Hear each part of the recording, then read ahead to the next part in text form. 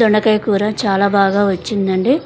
ఈ దొండకాయ చపాతీ, రోటీ, అన్నంలోకి చాలా కమ్మగా ఉంటుందండి. మరి దీని తయారీ విధానం ఏంటో చూద్దాము. హాయ్ అండి, నేను మీ విజయరాణిని. ఈరోజు దొండకాయ కూరని చేయబోతున్నాను. రుచిగా రావాలి మరియు కూర తొందరగా వండుకోవాలి అంటే ఎలా చేయాలో అనేది ఈరోజు చూపిస్తానండి. తొందరగా వండినా కానీ రుచిగా రావాలి, కానీ రుచిగా రాదు కదండి. మరి అలా కమ్మగా రావాలి అంటే ఎలా చేయాలో చూపించబోతున్నాను. మీరు స్కిప్ చేయకుండా నా వీడియోని చూడండి. ముందుగా ఈ దొండకాయలు నీట్గా కడిగి ఈ విధంగా కట్ చేసి పెట్టుకున్నానండి. స్టవ్ వెలిగించుకొని కుక్కర్ యొక్క గిన్నెను పెట్టుకుంటున్నానండి. దొండకాయ కూర కుక్కర్లో వండుతున్నాను. నూనెను వేయాలండి. నూనె కాగిన తర్వాత ఆవాలు, జీలకర్ర, దంచిన ఎల్లిపాయ, ఎండుమిరపకాయ వేయాలండి. ఆవాలు చిటపట అనే వరకు ఫ్రై చేయాలండి. ఇప్పుడు ఇందులో సన్నగా తరిగిన ఉల్లిపాయ ముక్కలు వేయాలండి. పచ్చిమిర్చి ముక్కలు, కరివేపాకు వేయాలండి. ఉల్లిపాయలు గోల్డెన్ కలర్ వచ్చే వరకు ఫ్రై చేయాలండి.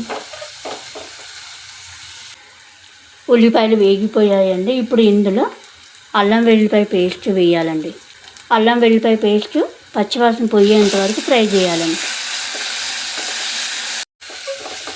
ఫ్రై అయిన తర్వాత ఇప్పుడు ఇందులో దొండకాయ ముక్కలను వేయాలి. సన్నగా తరిగిన టమాటా ముక్కలు కూడా ఇప్పుడే వేయాలండి. వీటితో పాటు ఉప్పు కూడా వేయాలండి. మొత్తం ఒకసారి కలిసే విధంగా కలుపుకోవాలండి. టమాటాలను ఎర్రటి తీసుకొని వేయాలి, అప్పుడే మనకి గుజ్జు అనేది బాగా వస్తుందండి. 2 నిమిషాలు మగ్గించుకుందాము. దొండకాయ టమాటా ముక్కలు మంచిగా వేగాయండి. ఇప్పుడు ఇందులో పసుపు, గరం మసాలా, జీలకర్ర పొడి, ధనియాల పొడి, కారం, ఈ పొడులన్నీ వేశాక మొత్తం కలిసే విధంగా కలుపుకోవాలండి. ఈ ఉప్పు కారాలు దొండకాయ ముక్కలకు పట్టే విధంగా కలుపుకొని మరో 2-3 నిమిషాలు మగ్గించుకోవాలండి. పుదీనా జల్లుకొని కుక్కర్ యొక్క మూత పెట్టి మగ్గించుకుందామండి.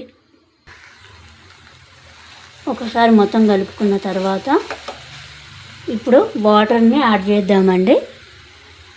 ఈ వాటర్ కూడా 1/2 గ్లాస్ పోస్తే సరిపోతుంది. కుక్కర్లో వండుతున్నాం కాబట్టి వాటర్ తక్కువనే వేయాలి. వాటర్ పోసాక ఒకసారి కలుపుకొని కొత్తిమీర చల్లుకొని కుక్కర్ యొక్క మూత పెట్టుకుందామండి. మీడియం ఫ్లేమ్లో 3 విజిల్ వచ్చే వరకు ఉడికించుకోవాలండి. ఆవిరి మొత్తం పోయిందండి. కుక్కర్ యొక్క మూతని తీసేద్దామండి.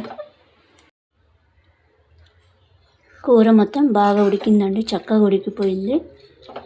ఇప్పుడు ఇందులో కొత్తిమీర చల్లుకొని స్టవ్ ఆఫ్ చేయడమేనండి. ఇది చపాతీ, రోటీలోకి చాలా బాగుంటుంది. మీకు నచ్చినట్లయితే ట్రై చేయండి. Okay, thank you.